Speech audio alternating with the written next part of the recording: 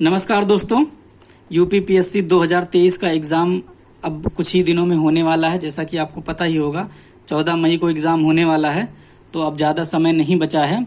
ऐसे में बच्चों को बहुत ज़्यादा कन्फ्यूज़न होती है कि किस सब्जेक्ट पर ज़्यादा ध्यान दिया जाए और किस सब्जेक्ट पर कम ध्यान दिया जाए, क्योंकि अभी पूरा पढ़ने का समय तो नहीं है। फिलहाल अभी हम रिवाइज करने पर किस पे ज़्यादा ध्यान दें, इस चीज़ की चर्चा आज यहाँ करेंगे।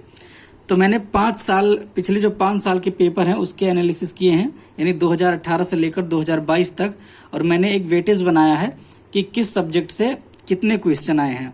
ठीक है, तो एक एवरेज निकालेंगे हम सारे सब्जेक्ट का, जिससे ये पता चल जाएगा कि हमें किस सब्जेक्ट पर ज़्यादा ध्यान देना है रिवाइज करने पर। ठीक है, तो यहाँ अगर हम इतिहास की बात करें तो 2022 में इससे 25 क्वेश्चन, यानी पिछले साल जो है 25 क्वेश्चन आए थे।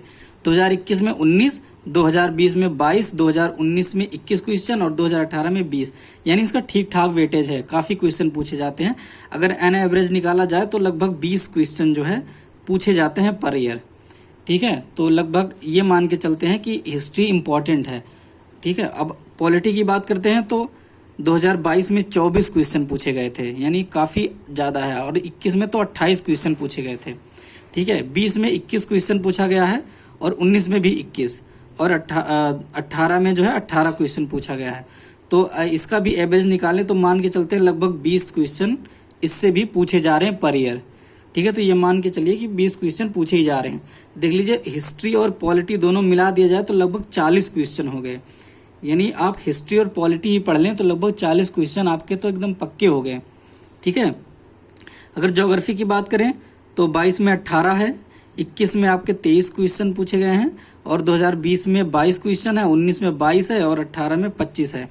तो इसका भी एवरेज देखा जाए तो लगभग 21 क्वेश्चन पूछे गए हैं, यानी ये भी काफ़ी इंपॉर्टेंट सब्जेक्ट है यूपीपीएससी के लिए।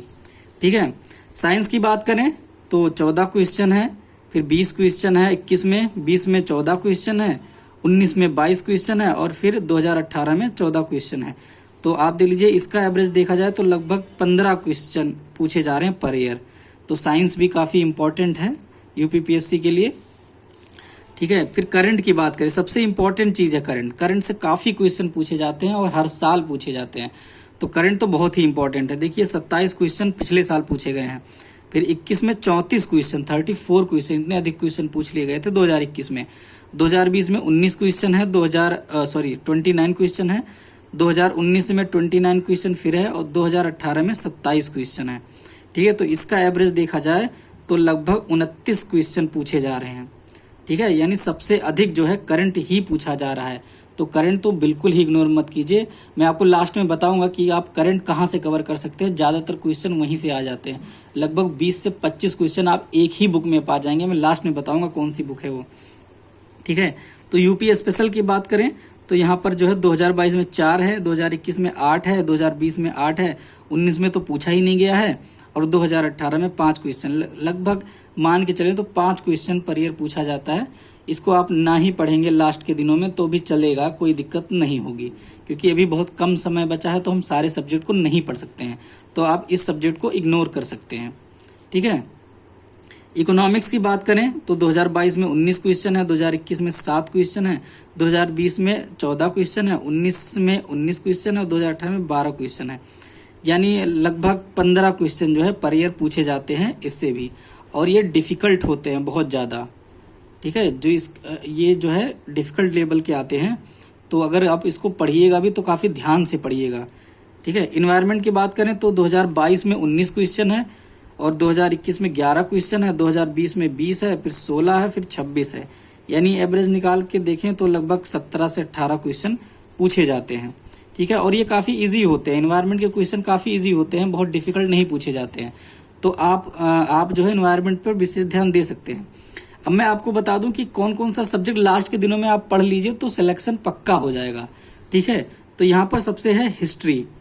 ये इजी होता है, बहुत टफ नहीं पूछा जाता है, तो आप हिस्ट्री को रिवाइज कर लीजिए बार बार। ठीक है, पॉलिटी भी इजी ही होता है, बहुत इजी क्वेश्चन आते हैं पॉलिटी से। ठीक है, ये बहुत टफ नहीं होता है।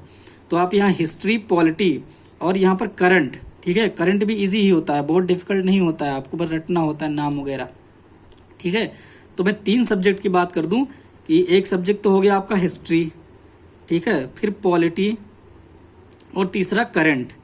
अगर आप ये 3 चीजें मजबूती से तैयार कर लेते हैं और बाकी को नॉर्मल भी पढ़ लेंगे तो आपका सिलेक्शन पक्का हो जाएगा। जीएस में तो आपका नंबर कोई नहीं काट सकता है। ठीक है, तो ये रहा वेटेज आपके लिए मैंने बता दिया। आप स्क्रीनशॉट ले लीजिए, देख लीजिए कि किस, मैंने तो बता दिया आपको किस सब्जेक्ट पे ज़्यादा ध्यान देना है।